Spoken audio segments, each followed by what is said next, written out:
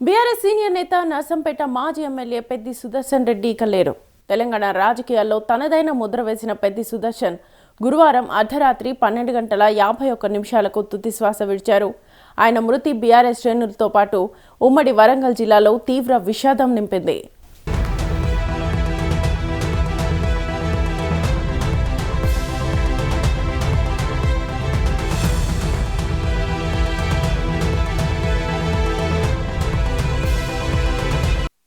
ఈ నెల 26న హన్మకొండలోని తన నివాసంలో గుండెపోటుకు గురైన పెద్ది సుదర్శన్ రెడ్డిని తొలుత రోహిణి ఆసుపత్రికి తరలించారు. అక్కడ వైద్యులు గంటకు పైగా సిపిఆర్ చేసి ప్రాణాపాయ స్థితి నుంచి బయటకు తీసుకొచ్చేందుకు ప్రయత్నించారు. అనంతరం గుండెకు రక్తాన్ని సరఫరా చేసే రక్తనాళాల్లో తీవ్ర బ్లాక్స్ ఉన్నట్టుగా గుర్తించి గ్రీన్ ఛానల్ ద్వారా సికింద్రాబాద్ యశోద ఆసుపత్రికి తరలించారు. ఎక్మో సహా అత్యాధునిక వైద్య చికిత్సలు అందించినప్పటికీ ఆయన ఆరోగ్య పరిస్థితి మెరుగుపడలేదు.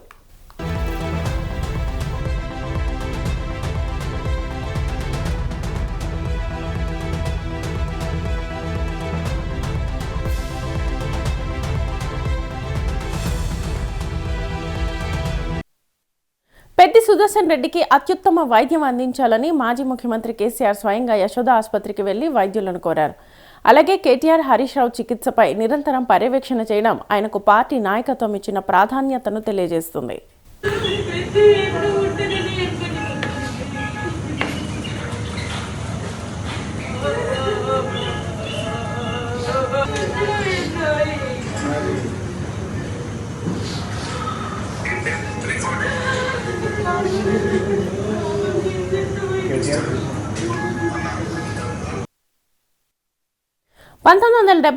ఆగస్టు 6న ఉమ్మడి వరంగల్ జిల్లా నల్లబెల్లి గ్రామంలో జన్మించిన పెద్ది సుదర్శన్ రెడ్డి సాధారణ కుటుంబం నుంచి రాజకీయాల్లోకి వచ్చి తనకంటూ ప్రత్యేక గుర్తింపును సంపాదించారు. విద్యార్థి దశ నుంచే సామాజిక సేవపై ఆసక్తి చూపిన ఆయన తెలంగాణ రాష్ట్ర సాధన ఉద్యమంలో చురుకైన పాత్రను పోషించారు.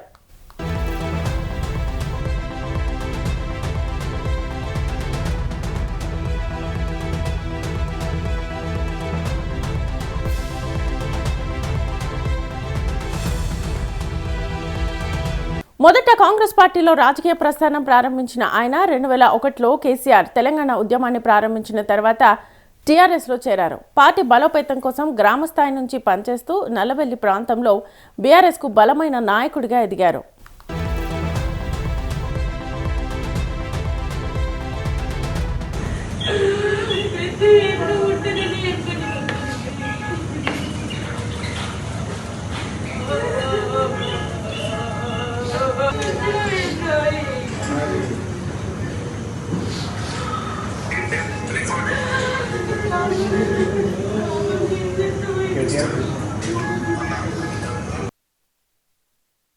జడ్పీటీసీ సభ్యుడిగా ప్రజల విశ్వాసాన్ని సంపాదించిన ఆయన 2017లో తెలంగాణ రాష్ట్ర పౌర సరఫరాల సంస్థ చైర్మన్గా బాధ్యతలు నిర్వహించారు.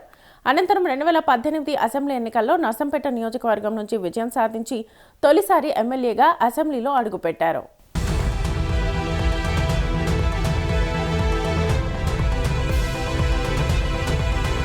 ఎమ్మెల్యేగా ఉన్న సమయంలో నియోజకవర్గంలో రోడ్లు, తాగునీటి పథకాలు, సాగునీటి అభివృద్ధి, సంక్షేమ కార్యక్రమాల అమలుపై ప్రత్యేక దృష్టి సారించారు. ప్రజల సమస్యల్ని తెలుసుకునేందుకు నేరుగా గ్రామాలకు వెళ్లడం, పార్టీ కార్యకర్తలకు ఎప్పుడూ అందుబాటులో ఉండడం ఆయన ప్రత్యేకతగా చెప్పుకునేవారు. ప్రత్యర్థి పార్టీల నేతలతో కూడా స్నేహపూర్వక సంబంధాలు కొనసాగించిన నాయకుడిగా గుర్తింపు పొందారు.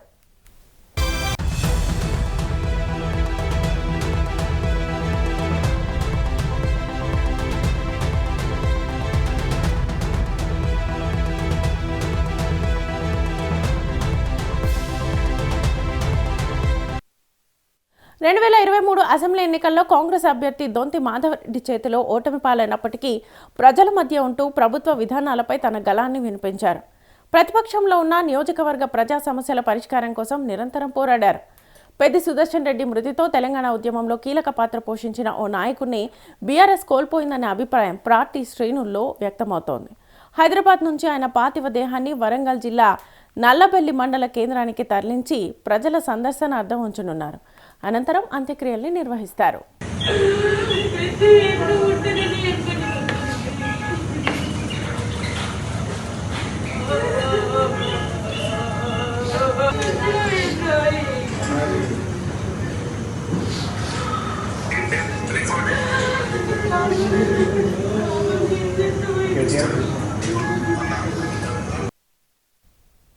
రైట్, ఇదే అంశానికి సంబంధించి ఫుల్ డీటెయిల్స్ మా ప్రతినిధి ప్రభాకర్ని అడిగి తెలుసుకుందాం. ప్రభాకర్.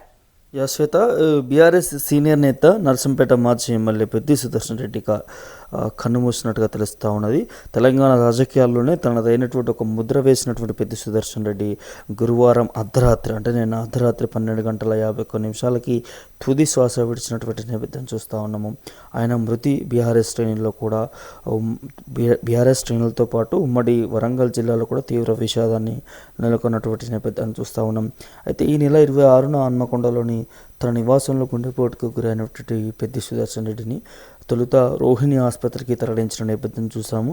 అక్కడి నుంచి వైద్యులు గంటకు పైగా కూడా సిపిఆర్ చేసి ప్రాణాపాయ పరిస్థితి నుంచి కూడా బయటకు తీసుకొచ్చే ప్రయత్నాలు జరిగాయి.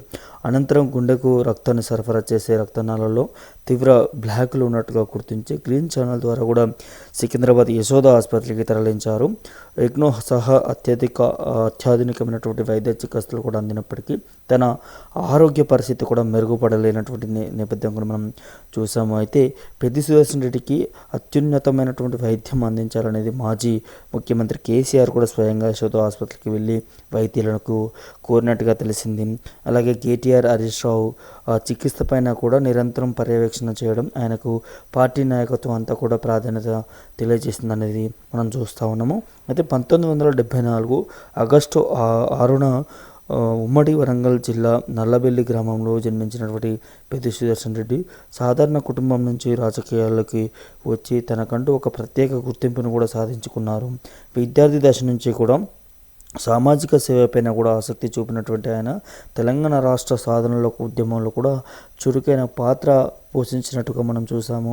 మొదట కాంగ్రెస్ పార్టీలో రాజకీయ ప్రస్థానం ప్రారంభించినప్పటికీ కూడా 2001లో కేసీఆర్ తెలంగాణ ఉద్యమాన్ని ప్రారంభించినటువంటి తర్వాత టీఆర్ఎస్లో చేరారు. ఆ తర్వాత పార్టీలో బలోపేతం కోసం కూడా గ్రామ స్థాయి నుంచి కూడా పనిచేస్తున్న నల్లబెల్లి ప్రాంతంలో బీఆర్ఎస్కు బలమైన నాయకుడు కూడా ఎదిగారు. ఆ తర్వాత జెడ్పీటీసీ సభ్యుడిగా ప్రజల విశ్వాసాన్ని సాధించినటువంటి ఆయన 2017లో తెలంగాణ రాష్ట్ర పౌర సరఫరాల సంస్థ చైర్మన్గా బాధ్యతలు స్వీకరించారు. అనంతరం 2018 అసెంబ్లీ ఎన్నికల్లో కూడా నర్సంపేట నియోజకవర్గం నుంచి విజయం సాధించి తొలిసారి కూడా ఎమ్మెల్యేగా అసెంబ్లీలో అడుగుపెట్టినటువంటి నేపథ్యం కూడా మనం చూసాం.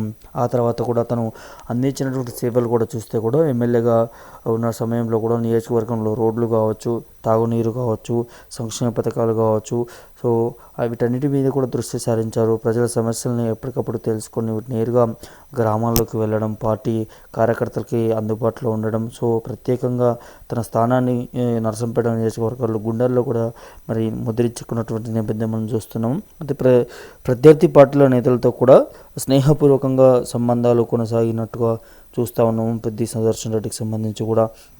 అయితే ఆ తర్వాత కూడా 2023 అసెంబ్లీ ఎన్నికల్లో కాంగ్రెస్ అభ్యర్థి దొంతి మాధవరెడ్డి చేతిలో కూడా ఓటమి పాలైపోయాడు పెద్ది సుదర్శన్ రెడ్డి.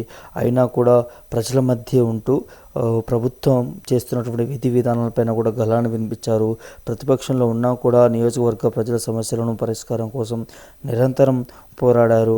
పెద్ది సుదర్శన్ రెడ్డి మృతితో తెలంగాణ ఉద్యమంలో కూడా కీలక పాత్ర పోషించినటువంటి ఓ నాయకుడిని బీఆర్ఎస్ కోల్పోయిందన్న అభిప్రాయం కూడా పార్టీ శ్రేణుల్లో వ్యక్తమవుతున్నది. హైదరాబాద్ నుంచి కూడా ఆయన పార్థివ దేహాన్ని వరంగల్ జిల్లా నల్లబెల్లి మండల కేంద్రానికి తరలించినట్టుగా తెలుస్తున్నది. ప్రజల సందర్శనార్థం ఉంచినట్టుగా తెలుస్తున్నది. అయితే అంత్యక్రియలు కూడా ఈరోజు సాయంత్రం 3 గంటల ప్రాంతాల్లో కూడా నిర్వహిస్తున్నట్టుగా తెలుస్తున్నది.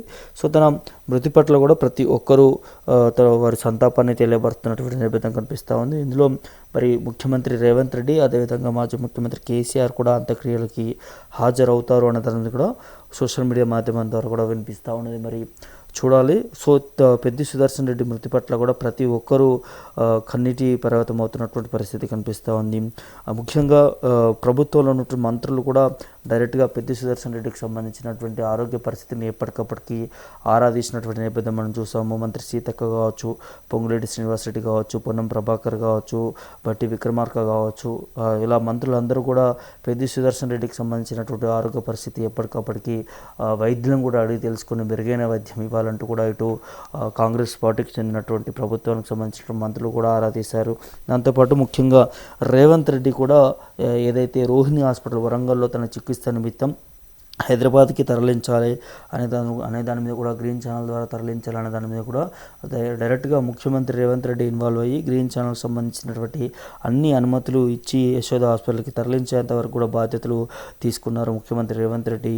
సో ఇట్లా అంటే ఒక ప్రాణప్యానం వచ్చినప్పుడు కూడా సో ప్రతి ఒక్కరు కూడా రాజకీయాలను పక్కన పెట్టేసి సో పెద్ది సుదర్శన్ రెడ్డి కాపాడుకోవడానికి కూడా అందరి ఇన్వాల్వ్మెంట్ మనం చూస్తూ ఉన్నాం. రాజకీయాలను అతీతంగా పెట్టి కూడా చాలామంది కూడా ఈ యశోద ఆసుపత్రికి రావడం జరిగింది. ఇటు వైద్యులను అడిగి తెలుసుకోవడం జరిగింది ఆరోగ్య పరిస్థితికి సంబంధించి, ఇటు కుటుంబ సభ్యులకు కూడా ధైర్యం నింపినటువంటి పరిస్థితి కనిపించింది. సో దాంతోపాటు కేసీఆర్ కూడా ప్రత్యేకంగా అంటే గతంలో ఏ నాయకుడు కూడా ఇంత ఇంపార్టెన్స్ ఇవ్వలేదని చెప్పుకోవచ్చు శ్వేత. ఎందుకంటే దేశ విదేశాల నుంచి కూడా అత్యున్నతమైనటువంటి వైద్యులను కూడా తీసుకొచ్చి యశోద ఆసుపత్రిలో కూడా ట్రీట్మెంట్ చేపించినటువంటి నేపథ్యం మనం చూసాము. ఎప్పటికప్పుడు కేసీఆర్ అదేవిధంగా ఇటు హరీష్ రావుని కేటీఆర్కి సంబంధించి కూడా మానిటరింగ్ చేయాలనే దాని మీద కూడా ఏ చిన్న ప్రయత్నం 1% ప్రయత్నం బతికే అవకాశం ఉన్నా కూడా కాపాడుకోవాలని దాన్ని కూడా చెప్పడం జరిగింది. ఎప్పటికప్పుడు కేసీఆర్ హరీష్ రావు కూడా కేటీఆర్ కూడా మానిటరింగ్ చేశారు. దాంతోపాటు సో 1% ఉన్నా కూడా కాపాడుకునేడానికి కూడా చాలా ట్రీట్మెంట్ జరిగింది ఈ 4 రోజుల వ్యవధిలో నుంచి కూడా. ఎప్పుడైతే రోహిణి ఆసుపత్రి నుంచి సికింద్రాబాద్ ఆసుపత్రికి తీసుకొచ్చారో వెంటనే ఎమర్జెన్సీ వాటికి తరలించి అక్కడ ట్రీట్మెంట్ అందించారు.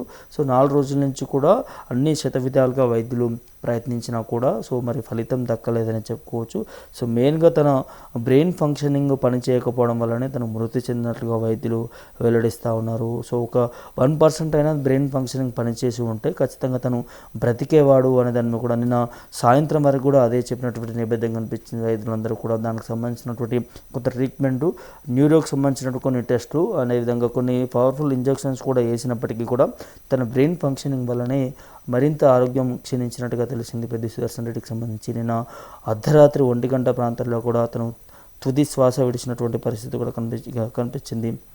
అంతోపాటు ఇక్కడ యశోద హాస్పిటల్ నుంచి కూడా దాదాపు 3-4 గంటల సమయంలో ఉదయం సంబంధించి ఇటు ఎర్రబెల్లి దయాకర్ కావచ్చు, వరంగల్ ఉమ్మడి జిల్లాకు చెందినటువంటి వారందరూ కూడా పెద్ది సుదర్శన్ పార్థివ దేహాన్ని ఇటు వరంగల్కి తీసుకెళ్తున్నటువంటి పరిస్థితి కనిపిస్తూ ఉంది శ్వేత.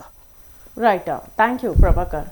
సో హైదరాబాద్ నుంచి ఆయన పార్థివ దేహాన్ని వరంగల్ జిల్లా నల్లబెల్లి మండల కేంద్రానికి తరలిస్తారు. ప్రజల సందర్శనార్థం ఉంచనున్నారు. అనంతరం అంత్యక్రియలు నిర్వహిస్తారు.